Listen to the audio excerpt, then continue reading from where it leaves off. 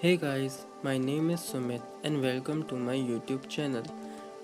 इस YouTube series में आपको प्रीवियस ईयर क्वेश्चंस मिलेंगे जिससे आपको प्रैक्टिस करने में बहुत ही ज़्यादा मदद मिलेगी।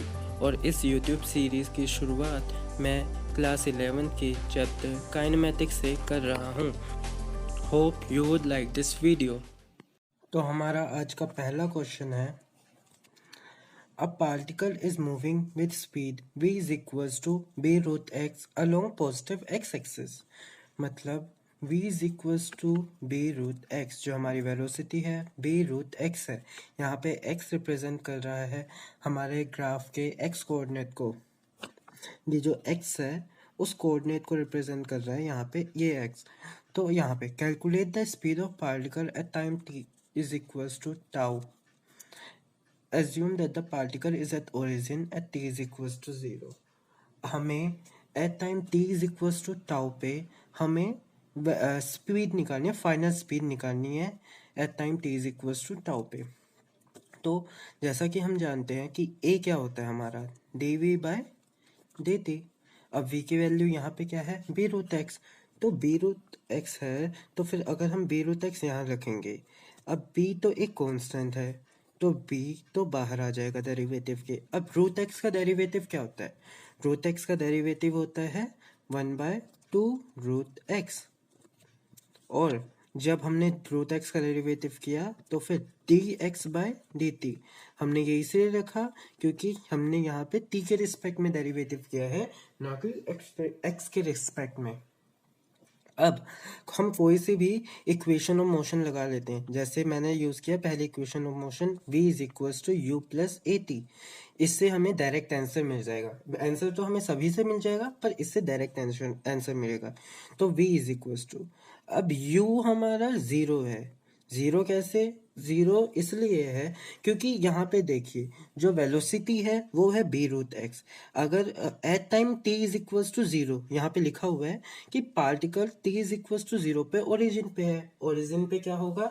x की वैल्यू ज़ीरो, इसलिए यहाँ पे u is equals to zero हो गया। प्लस अब a की वैल्यू कितनी है? b/2 root x. अब ये dx/dt, इस dx/dt को मैं v लिख सकता हूँ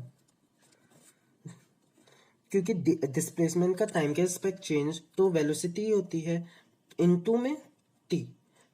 अब ये देखिए यहाँ पे v इज इक्वल्स टू क्या आएगा? v is equals to b/2 root x. अब वेलोसिटी की वैल्यू यहाँ से कितनी आई है? b root x. तो v की यहाँ पे और टाइम हमारा ताऊ दे रखा है तो रूट एक्स से रूट एक्स कैंसिल हो गया और हमारा आंसर आया b² ताऊ बाय 2। अब हम सेकंड क्वेश्चन करते हैं। सेकंड क्वेश्चन में क्या कह रहा है? A board is thrown upward with an initial velocity v naught from the surface of अर्थ।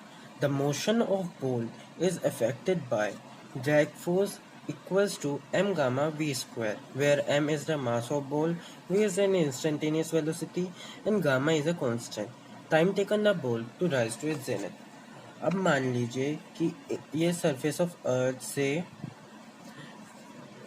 हमने एक बॉल उसको एक वेलोसिटी v नॉट के साथ ऊपर की तरफ फेंका।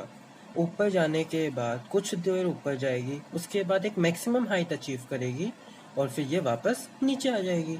ये इस बॉल के साथ होगा। अब हमें यहाँ पे एक टर्म दिख रही है जेनिथ। जेनिथ क्या है? जेनिथ है हमारा ये जो मैक्सिमम हाइट हम इसने अचीव किया है ना, मैक्सिमम हाइट जो इसने अचीव किया है उसको हम जेनिथ भी कह सकते हैं। नाउ यहाँ पे हमें कह रखा है कि जो मोशन ऑफ बॉल है उसके ऊपर एक और फोर्स लग रही है, ड्रैग फोर्स, जो कि अपोज कर रही है मोशन ऑफ बॉल को। तो यहाँ पे नीचे की तरफ एक ड्रैग फोर्स भी लग रही है। अब इसे फोर्स के टर्म्स में सॉल्व करना थोड़ा डिफिकल्ट होगा, तो हम इसे एक्सेलरेशन के टर्म में सॉल्व कर सकते हैं। अब ये देखिए ड्रैग फोर्स की वैल्यू कितनी होती है, आप ये बताइए। ड्रैग फोर्स की वैल्यू क्वेश्चन में तो हमें ये दे रखी है m गामा v स्क्वायर, पर एक्चुअली में क्या होती है? एक्चुअली में कोई भी फोर्स होता है उसकी वैल्यू तो m इंटू ए होता है, मास इंटू एक्सेलरेशन। अब इस एक्सेलरेशन को मैं ए डी लिख रहा हूँ ताकि जिससे हमें पता चले कि ये ड्रैग फोर्स की एक्सेलरेशन है, m गामा v स्क्वायर। अब यहाँ पे m से m तो कैंसिल हो गया और ड्रैग फोर्स की एक्सेलरेशन आ गई गामा इंटू v स्क्वायर। ये हो गया हमारा फर्स्ट इक्वेशन। अब आप ये देखिए, जो ये बॉल है उसके ऊपर की तरफ तो कोई भी एक्सेलरेशन नहीं है, नीचे की तरफ एक एक्सेलरेशन ड्रैग फोर्स की वजह से, पर क्योंकि हमने इसे अर्थ से ऊपर की तरफ फेंका है तो एक ग्रेविटेशनल एक्सेलरेशन नीचे की तरफ तो लगेगी ही लगेगी। तो इससे हम ये कह सकते हैं कि नेट एक्सेलरेशन इस पे होगी a d plus g, drag force की एक्सेलरेशन प्लस ग्रेविटेशनल एक्सेलरेशन। तो ए नेट की वैल्यू यहाँ से कितनी आ जाएगी, ड्रैग फोर्स की एक्सेलरेशन तो v square gamma plus g. अब आगे प्रोसीड करने से पहले हमें ये जानना होगा कि आखिर ये v है क्या। v एक ये जो हमने इस बॉल को ऊपर की तरफ v नॉट वेलोसिटी के साथ फेंका और फिर ये मान लीजिए ये a पॉइंट है, ये b पॉइंट है, ये c पॉइंट है। इन तीनों ही पॉइंट पे वेलोसिटी की अलग अलग वैल्यू होगी। उन अलग अलग वैल्यूज़ को ही मैं यहाँ पे v से डिनोट कर रहा हूँ। अलग अलग वैल्यूज़ क्यों होंगी, क्योंकि देखिए ड्रैग फोर्स v पे डिपेंड कर रहा है, पर जैसे जैसे ऊपर जा रहे हैं हमारे v नॉट की वैल्यू मतलब v की वैल्यू जो कि हमारी फाइनल वेलोसिटी है वो चेंज हो रही है। तो उसके चेंज होते होते हमारा एक्सेलरेशन भी चेंज होता रहेगा। तो अभी जो मैंने आपको बताया उसकी मदद से हमें ये पता चला जो ये v है, v इज वेरिएबल। अब जो ए नेट है एक्सेलरेशन को हम वेलोसिटी का derivative with respect to time भी लिख सकते हैं। अब यहाँ पे वेलोसिटी का derivative with respect to time की वैल्यू है v square gamma plus g. अब यहाँ पे जैसा कि यहाँ क्वेश्चन में हमें पता है कि हमें time taken by the ball to rise to its zenith, मतलब मैक्सिमम हाइट इस जेनिथ तक जाने के लिए जो टाइम टेकन है हमें वो निकालना है। तो उसके लिए हम सबसे पहले इसको इंटीग्रेट कर लेते हैं, उसकी मदद से हम आसानी से टाइम निकाल सकते हैं। तो d v by v square gamma plus g is equals to d t. यहाँ पे मैं dt को उस तरफ लेके गया और इस पूरी टर्म को नीचे लेके आया।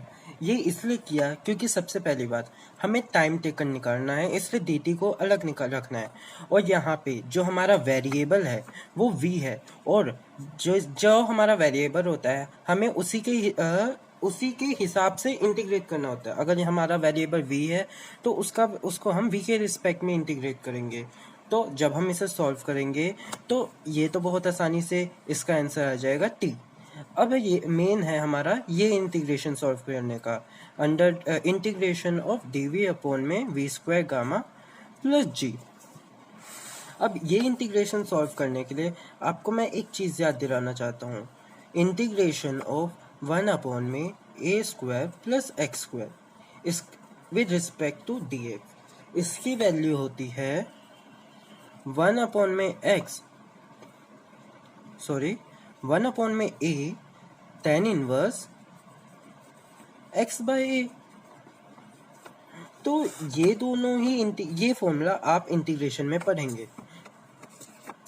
तो यहाँ पे जो a है, a एक कांस्टेंट है और x हमारा वेरिएबल है, तो एक्स स्क्वायर यहाँ पे कोई भी इसके साथ कोफिशिएंट नहीं है, पर यहाँ पे v स्क्वायर के साथ गामा है। तो सबसे पहले हमें उसे हटाने के लिए हम गामा को बाहर निकाल लेंगे और यहाँ पे क्या बचेगा, v square plus g by gamma.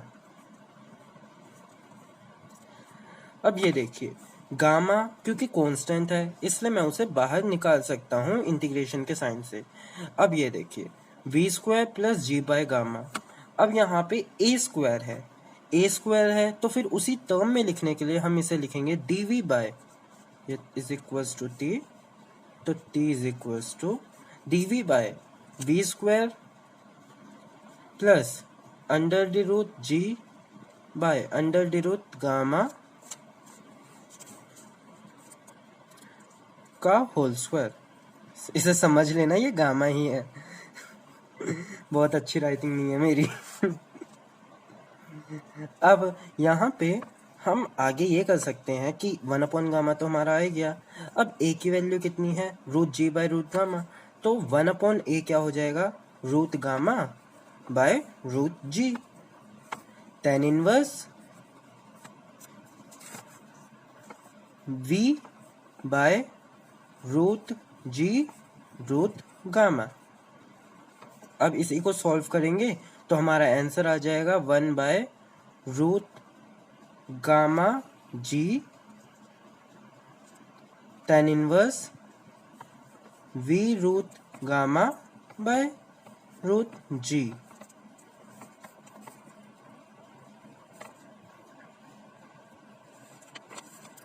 हमारे टाइम की वैल्यू आई थी 1/रूट gamma into g tan inverse v by root gamma इन अपॉन में रूट जी। पर ये अभी तक पूरी वैल्यू नहीं है, क्योंकि मैंने पीछे एक गलती की है। और वो गलती ये है कि जब मैंने इंटीग्रेशन किया तो फिर मैंने लिमिट्स नहीं लगाई। लिमिट्स यहाँ पे इसलिए है क्योंकि देखिए 1/रूट गामा रूट जी तो कांस्टेंट है, इसलिए उन पे लिमिट्स नहीं लगेंगी। तो देखिए जब मैं इसे इंटीग्रेट करता हूँ तो फिर यहाँ पे इनिशियल पॉइंट मेरा v नोट है और फाइनल पॉइंट पे मेरी वेलोसिटी कितनी हो जाएगी, 0। और हमने यहाँ पे v के रिस्पेक्ट में इंटीग्रेट किया है, तो हम यहाँ पे v नोट लिखेंगे और यहाँ पे 0। तो यहाँ पे इसलिए आएगा 1/रूट gamma into g tan inverse root gamma upon में रूट जी v नोट। और ये हमारा ऑप्शन बी सही हो गया। हमारा नेक्स्ट क्वेश्चन है क्वेश्चन नंबर 3। क्वेश्चन नंबर 3 में कहा गया है the bob of simple pendulum has mass 2 gram and the charge 5 microgram. इसका मास 2 ग्राम है और इसका चार्ज 5 माइक्रोग्राम है, माइक्रोकूलम है, सॉरी। तो जब ये रेस्ट में होता है यूनिफॉर्म, जब ये जो पूरा अपरेटस है इसको ऐसी जगह पे रखा गया है जहाँ पे इलेक्ट्रिक फील्ड की वैल्यू 2000 वोल्ट पर मीटर है। तो हमें ये बताना है कि ये जो वर्टिकल एंगल वर्टिकल से ये जो एंगल बना रहा है हमारा बोब, वो एंगल हमें निकालना है। ये एंगल निकालने के लिए मैं इस डायग्राम को दोबारा बनाता हूँ। देखो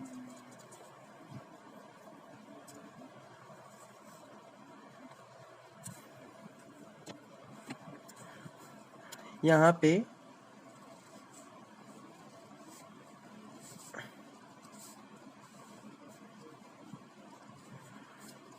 टेंशन हमारी इस तरफ लग रही है, ये हमारा थीटा है। तो अगर मैं कहूँ कि अल्टरनेट इंटीरियर एंगल से ये भी थीटा होगा, तो ये टी है, ये थीटा है। तो जब हम वेक्टर का रेजोल्यूट करेंगे तो टी कोस थीटा इधर आएगा और टी साइन थीटा इधर जाएगा। अब क्योंकि इसका मास है तो एक फोर्स mg इधर लगेगा, और क्योंकि यहाँ पे एक इलेक्ट्रिक फील्ड इस तरफ है तो यहाँ पे एक पॉजिटिव चार्ज है, तो पॉजिटिव चार्ज तो फील्ड की डायरेक्शन में ही जाएगा और इसके ऊपर लेट्स से F फोर्स लग रहा है। तो हमें ये पता चलता है, सॉरी ये सिंग नहीं साइन थीटा है, गलतियाँ बहुत हो रही हैं। तो अब यहाँ पे मैं अगर इसे इक्वेट करूँ F is equals to T sine theta और mg is equals to T cos theta. अब इन दोनों इक्वेशन को डिवाइड कर लेंगे तो tan थीटा की वैल्यू कितनी आ जाएगी, F बाय mg। अब ये क्वेश्चन बहुत इजी है क्योंकि F को हम क्या लिख सकते हैं, F जो होता है हमसे हम जो किसी चार्ज के ऊपर फोर्स लगता है उसे हम लिख सकते हैं E इंटू क्यू। अब ये किस लिए, आप मुझे ये बताइए कि इलेक्ट्रिक फील्ड का फॉर्मूला क्या होता है, force acting per unit charge. अब तो फिर फोर्स को मैं क्या लिख सकता हूँ, E इंटू क्यू। तो वही चीज़ मैंने यहाँ लिखी है और अपॉन में mg है। अब सारी वैल्यूज़ आप इसमें डाल दीजिए तो tan theta is equals to E की वैल्यू है 2000 इंटू में 5 अपॉन में m। मास है हमारा 2 ग्राम्स, तो 2 ग्राम्स की गलती मत कीजिए, ये 0.02 लिखिएगा क्योंकि आप ये केजीज में लिखेंगे हमेशा। और यहाँ पे g की वैल्यू हमें क्वेश्चन में दे रखी है कि हमें 10 लेनी है, इसलिए तो एक गलती मैंने यहाँ पे और की है कि यहाँ पे 5, यहाँ पे देखिए 5 माइक्रो कॉलम लिखा है पर मैंने सीधा 5 लिखा है, तो इसे 5 इंटू 10 की पावर -6। तो इस पूरे को सॉल्व करेंगे तो आपका आंसर आएगा tan theta is equals to 0.5। तो थीटा की वैल्यू कितनी होगी, tan इनवर्स 0.5।